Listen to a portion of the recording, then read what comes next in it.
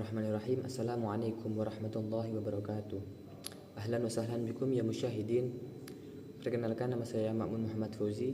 Saya dari Prodi Pendidikan Bahasa Arab Universitas Islam Negeri Kiai Haji Ahmad Siddiq Jember dengan NIM 221101020041. Video yang saya buat ini untuk memenuhi tugas UAS mata kuliah Terjemah Fauria Indonesia dengan dosen pengampu Dr.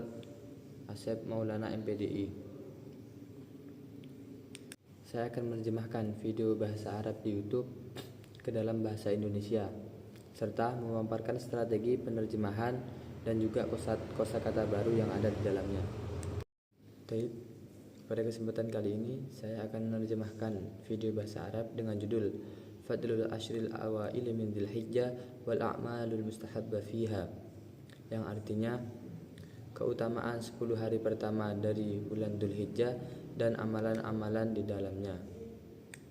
أيها الأحبة، ها هي أيام العشر من ذي الحجة تهل علينا بهذه الأنفاس الخاشعة الزاكية، وقد لا يعرف فضل هذه الأيام إلا القليل. أردت أن أذكر أمتي الحبيبة بهذا الفضل العظيم. اسمع ماذا قال الله عز وجل وماذا قال النبي صلى الله عليه وسلم في فضل هذه الأيام. قال ربنا تبارك وتعالى: وأذن في الناس بالحج يأتوك رجالا وعلى كل ضامر يأتين من كل فج عميق ليشهدوا منافع لهم ويذكروا اسم الله في أيام معلومات على ما رزقهم من بهيمة الأنعام. الآيات. Wahai orang-orang yang kucintai, inilah hari-hari 10 dari Dzulhijjah telah menyapa kita dengan nafas yang khusyuk dan suci, dan bisa jadi tidak mengetahui keutamaan hari-hari tersebut kecuali hanya sedikit orang saja. Aku ingin mengingatkan umatku yang tercinta tentang keutamaan yang mulia ini. Dengarlah apa yang dikatakan Allah Azza wa Jalla dan apa yang dikatakan Nabi Muhammad SAW tentang keutamaan hari ini. Allah Ta'ala berfirman dalam surat Al-Hajj ayat 27-28, dan berserulah kepada manusia untuk berhaji, niscaya mereka akan datang kepadamu dengan berjalan kaki, dan dengan menunggang setiap unta yang kurus. Mereka datang dari segenap penjuru yang jauh, agar mereka menyaksikan berbagai manfaat bagi mereka, dan agar mereka menyebut nama Allah pada hari-hari yang telah diketahui atas rezeki yang telah Allah berikan kepada mereka berupa binatang ternak. قال ابن عباس رضي الله عنهما: الأيام المعلومات هي أيام العشر من ذي الحجة، فانتبه لهذه الأيام ولا تضيعها أيها العاقل أيها الفاضل يا من يعرف شرف زمانه. وقال صلى الله عليه وسلم كما في الحديث الصحيح الذي رواه الإمام البخاري وأبو داود والترمذي وغيرهم من حديث ابن عباس رضي الله عنهما أن النبي صلى الله عليه وسلم قال: ما من أيام العمل الصالح فيها أحب إلى الله عز وجل من هذه الأيام، يعني أيام العشر من ذي الحجة. قالوا: يا رسول الله ولا الجهاد في سبيل الله؟ قال: ولا الجهاد في سبيل الله إلا رجل خرج بنفسه وماله فلم يرجع من ذلك بشيء. Adalah hari-hari 10 dari Dzulhijjah, maka perhatikanlah hari-hari ini dan jangan engkau sia-siakan, wahai orang yang berakal, wahai orang yang mulia, wahai engkau yang mengetahui kemuliaan waktumu. Nabi Muhammad SAW bersabda sebagaimana dalam hadis sahih yang diriwayatkan oleh Imam Bukhari, Abu Dawud, Tirmizi, dan beberapa perawi hadis lainnya. Dan dari hadis Ibnu Abbas radhiyallahu an bahwa Nabi SAW bersabda, tidak ada hari-hari yang amal soleh di dalamnya lebih dicintai oleh Allah Subhanahu wa Ta'ala daripada hari-hari ini, yaitu hari-hari 10 dari Dzulhijjah. Para sahabat berkata, wahai Rasulullah, tidak juga jihad di jalan Allah? Beliau bersabda, tidak juga jihad di jalan Allah kecuali seorang yang keluar dengan dirinya dan hartanya lalu tidak kembali dengan sesuatu pun dari itu. ليه ما من أيام العمل الصالح فيها أحب إلى الله من أيام العشر من ذي الحجة؟ لماذا؟ تدبر معي أيها الحبيب اللبيب. قال الحافظ ابن حجر رحمه الله تعالى: لأن هذه الأيام تتضمن أمهات العبادات. تشتمل هذه الأيام الفاضلة القادمة على أمهات العبادات من الصلاة والصيام والحج والصدقة، فضلا عن التوحيد، فلا يفعل هذا إلا موحد لله جل وعلا. فهذه الأيام تشتمل على أمهات العبادات، فأحرص على صيام 9 ذي الحجة، ففضلها عظيم وأجرها كريم، وأسأل الله ألا يحرمني وإياكم الأجر. من أعظم الأعمال الصالحات. Kenapa amal soleh dalam hari-hari ini lebih dicintai oleh Allah? Renungkanlah bersamaku, wahai kekasih yang cerdas. Al-Hafidz Ibnu Hajar rahimahullah berkata, karena hari ini mengandung pokok-pokok ibadah. Hari-hari yang mulia dan yang akan datang ini mencakup pokok-pokok ibadah, yaitu yang pertama sholat, puasa, haji, sedekah, belum lagi tauhid. Tidak melakukan itu semua kecuali orang yang mentauhidkan Allah Azza wa Jalla. Maka hari ini mengandung pokok. Maka bersemangatlah untuk berpuasa di 9 hari Dzulhijjah. Sesungguhnya keutamaan agung dan pahalanya sangat mulia. Aku memohon kepada Allah agar tidak mengharamkan aku dan kalian dari pahala. في هذه الأيام أيضا صيام يوم عرفة لغير الحاج. ولقد سئل النبي صلى الله عليه وسلم عن صيام يوم عرفة كما في صحيح مسلم من حديث أبي قتادة رضي الله عنه، فقال بأبي وأمي وروحي يكفر السنة الماضية والباقية. انظروا إلى هذا الفضل. فأعقد النية الآن على صيام يوم عرفة. هذا يوم هو أشرف أيام العام كله، وهو أعظم أيام العام كله. هو اليوم 9 من ذي الحجة. ومن أهل العلم من قال ليلة القدر خير من ليلة 9 من ذي الحجة، لأن الله خص ليلة القدر في رمضان بهذا الفضل. ليلة القدر خير من 1000 شهر. أما يوم 9 من ذي الحجة فهو أفضل أيام العام كله بما فيها أيام رمضان. Di antara amalan yang paling agung dalam hari-hari ini adalah puasa di hari Arafah bagi yang tidak berhaji. Telah ditanya Nabi Shallallahu Alaihi Wasallam tentang puasa di hari Arafah, sebagaimana dalam Sahih Muslim dari hadis Abu Qatadah radhiyallahu anhu, beliau bersabda, ia menghapus dosa setahun yang lalu, setahun yang akan datang. Lihatlah keutamaan ini, maka tetapkan niat sekarang untuk berpuasa pada hari Arafah. Hari ini adalah hari yang paling mulia sepanjang tahun. Ia adalah hari yang paling agung sepanjang tahun. Ia adalah hari ke-9 dari bulan Dzulhijjah.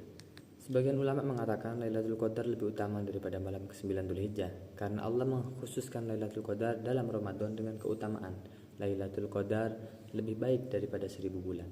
Adapun hari ke-9 Dzulhijjah, maka ia adalah hari yang paling utama dari seluruh dalam setahun, termasuk hari-hari Ramadan. ثم من أعظم الأعمال الصالحات الصلاة. حافظوا على الصلوات في هذه الأيام المباركات. وما أجمل وأروع أن تقوم لله بالليل، ولو في نصف ساعة، ولو في ربع ساعة. احرص على أن تكتب بين القائمين لله جل وعلا، بين من تتجافى جنوبهم عن المضاجع يدعون ربهم خوفا وطمعا.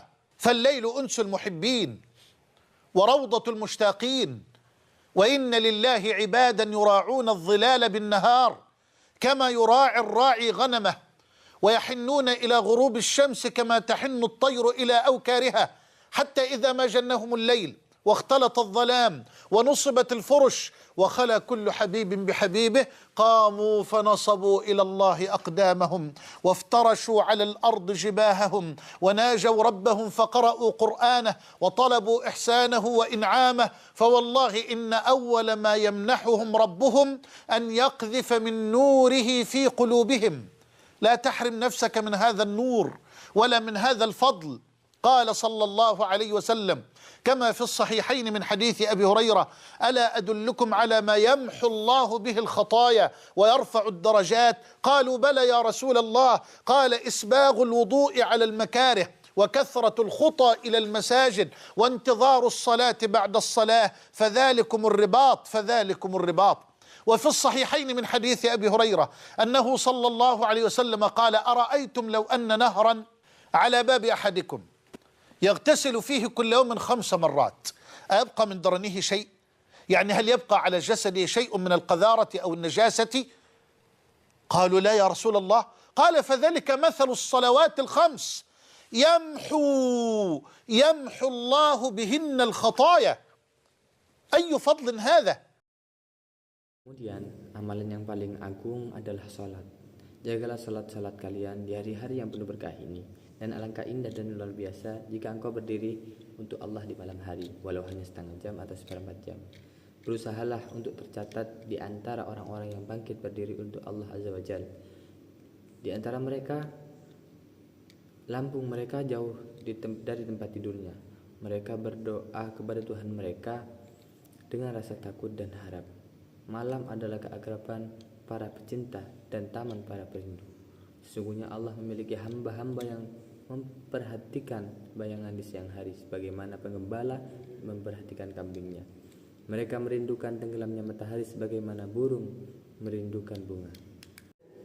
Ketika malam datang dan gelap menyelimuti dan tempat tidur telah disiapkan dan setiap kekasih menyendiri dengan kekasihnya, mereka bangkit berdiri menegakkan kaki kepada Allah Subhanahu wa taala.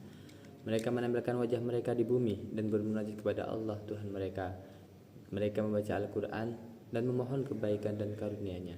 Demi Allah, yang pertama kali Allah berikan kepada mereka adalah Dia menanamkan cahaya ke dalam hati mereka. Jangan engkau haramkan dirimu dari cahaya ini dan keutamaan ini. Nabi Shallallahu Alaihi Wasallam bersabda dalam hadis Abu Hurairah radhiyallahu an, beliau bersabda, maukah kalian aku tunjukkan pada sesuatu yang dengannya Allah menghapus dosa-dosa dan meninggikan derajat-derajat? Para sahabat berkata, tentu wahai Rasulullah. Beliau bersabda, menyempurnakan wudhu di saat-saat sulit, banyak langkah menuju masjid dan menunggu sholat setelah sholat, itulah ar-ribat. Dan dalam sahihain dari hadis Abu Hurairah radhiyallahu an, Nabi bersabda, bagaimana menurut kalian jika ada sungai di depan rumah salah satu dari kalian dan mandi di dalamnya 5 kali setiap hari, apakah masih tersisa kotorannya? Para sahabat berkata, tidak wahai Rasulullah. Beliau bersabda, itulah perumpamaan sholat 5 waktu. Allah menghapus dosa dengan sholat itu. Betapa agungnya keutamaan ini. كذلك أيها الأحبة من أعظم الأعمال الصالحات في أيام العشر الحج، الركن الخامس من أركان هذا الدين. الحج أشهر معلومات، وهو في هذه الأيام المعلومات، وكذلك هو داخل ضمن أيام العشر من ذي الحجة. فيوم عرفة واليوم التاسع والحج عرفة، ويوم الحج الأكبر هو اليوم العاشر، فهو من أعظم القربات التي تتقرب بها الأمة إلى الله في هذه الأيام المباركة أيضا.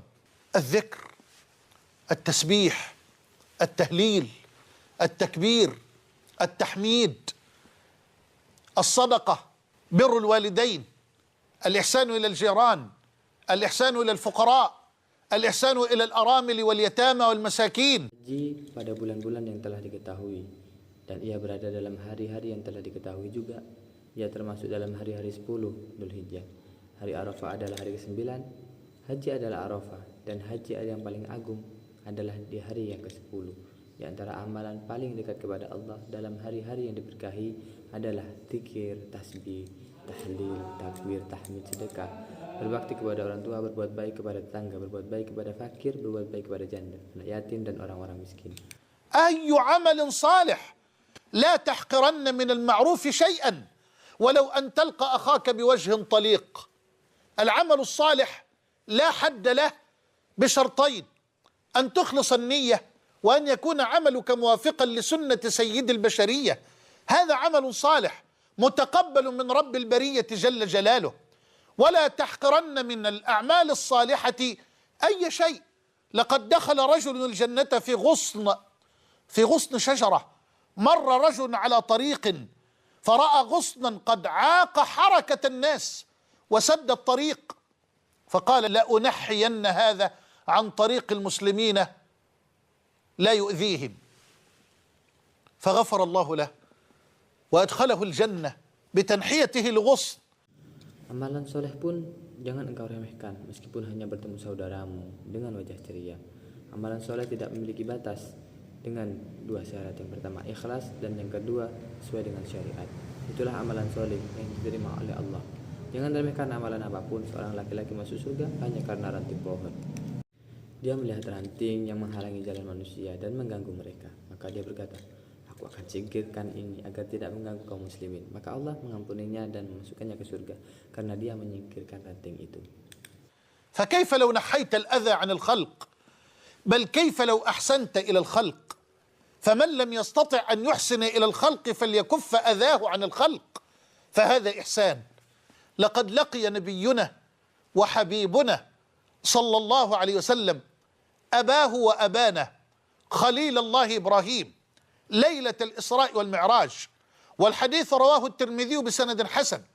فقال إبراهيم على نبينا وعليه الصلاة والسلام يا محمد أقرئ أمتك مني السلام، على رسول الله وعلى خليل الله السلام، أقرئ أمتك مني السلام وأخبرهم أن الجنة طيبة التربة وأنها قيعان وأن غراسها سبحان الله والحمد لله ولا إله إلا الله والله أكبر.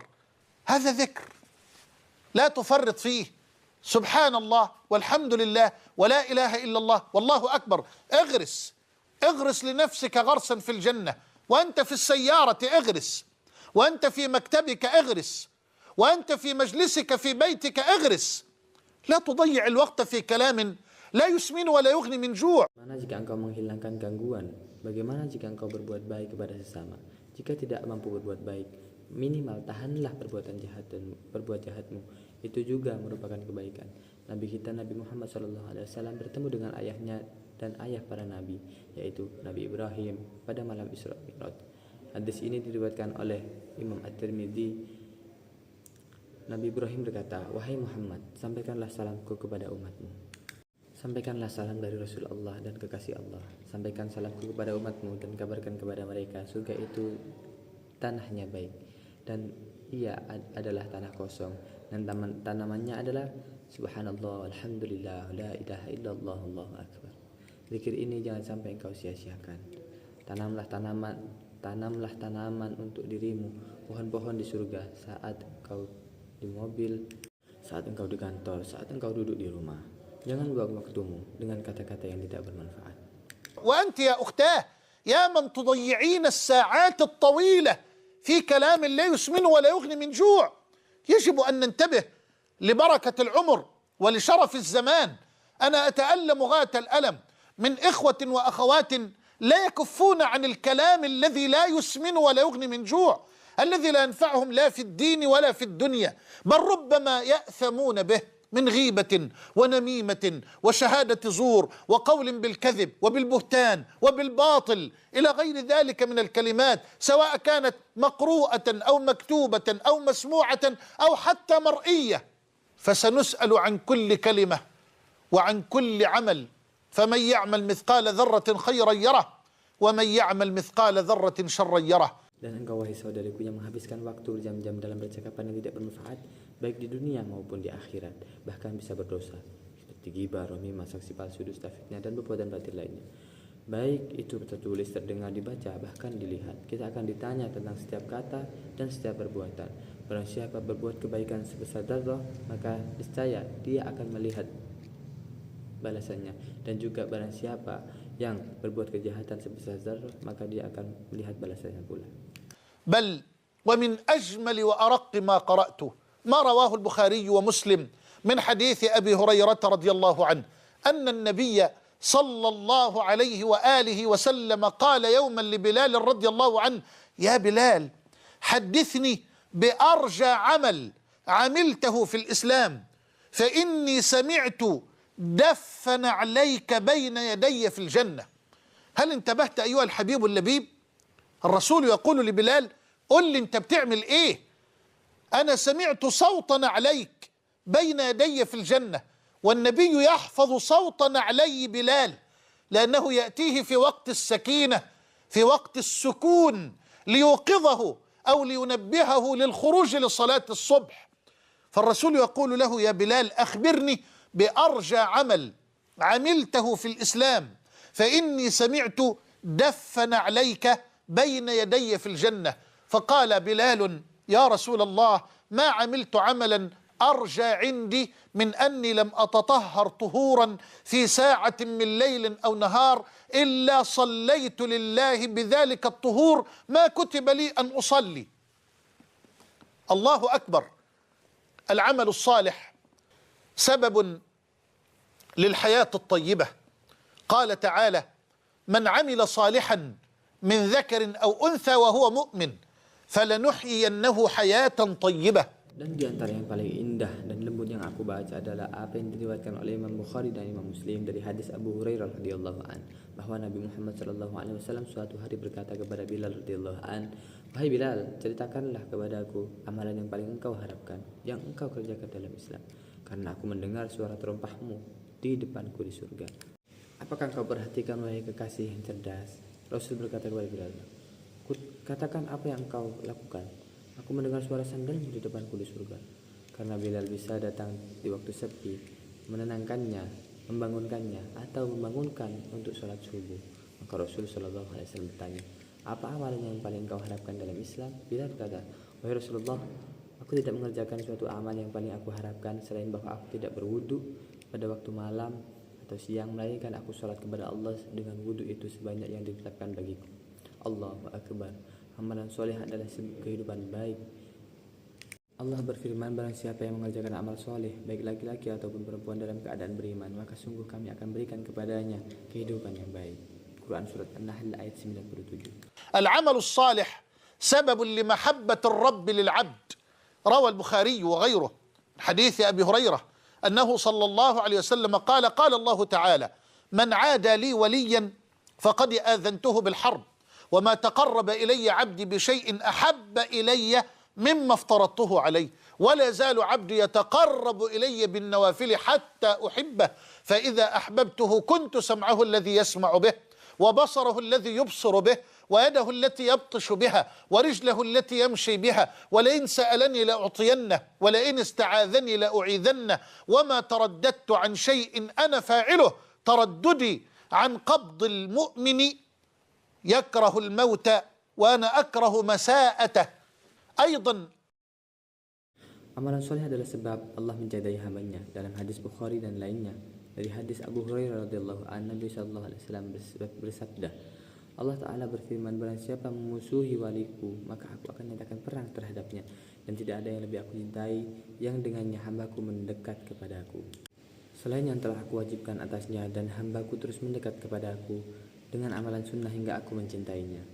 Dan jika aku mencintainya, aku menjadi pendengarnya yang dia dengar dengannya, penglihatannya yang dia melihat dengannya, tangannya yang dia memukul dengannya, dan kakinya yang ia berjalan dengannya. Jika dia meminta kepadaku, pasti aku beri. Jika dia memohon perlindungan kepadaku, pasti aku lindungi. العمل الصالح سبب لتفريج الهم والكرب، وما أكثر الهموم وما أعظم الكربات.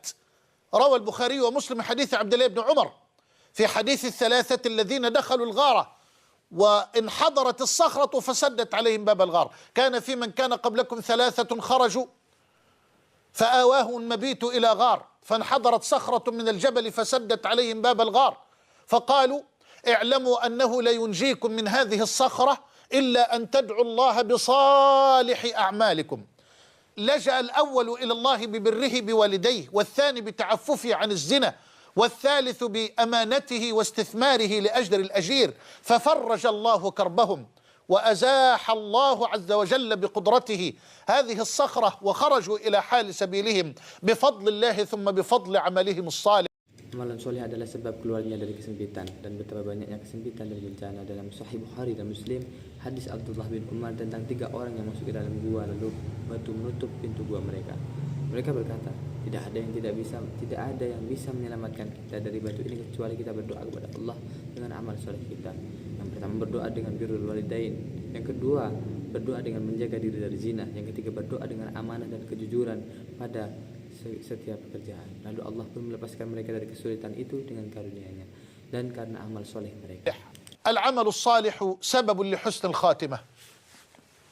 قال الحافظ ابن كثير: لقد أجرى الله الكريم عادته بكرمه أن من عاش على شيء مات عليه، ومن مات على شيء بعث عليه. فإن عشت على العمل الصالح يقتضي عدل الله أن تموت على العمل الصالح وأن تبعث على ذات العمل الذي مت عليه. قال صلى الله عليه وسلم كما في صحيح مسلم من حديث جابر بن عبد الله: يبعث كل عبد على ما مات عليه. وفي مسند أحمد وسنن الترمذي بسند صحيح من حديث أنس أنه صلى الله عليه وسلم قال: إذا أراد الله بعبد خيرا استعمله. قيل: كيف يستعمله يا رسول الله؟ قال: يوفقه لعمل صالح ثم يقبضه عليه. وأختم أيها الأفاضل بأعظم ثمار العمل الصالح: دخول الجنة. Amal soleh adalah sebab husnul khotimah. Al-Hafidz Ibnu Katsir berkata, sunnah Allah yang maha mulia adalah barang siapa yang hidup di atas suatu, maka ia akan mati di atasnya.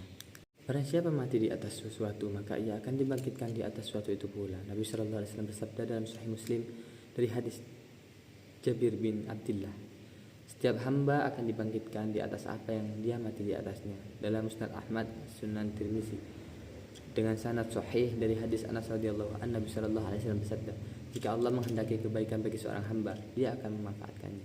Para sahabat bertanya, bagaimana Allah memanfaatkannya wahai Rasulullah?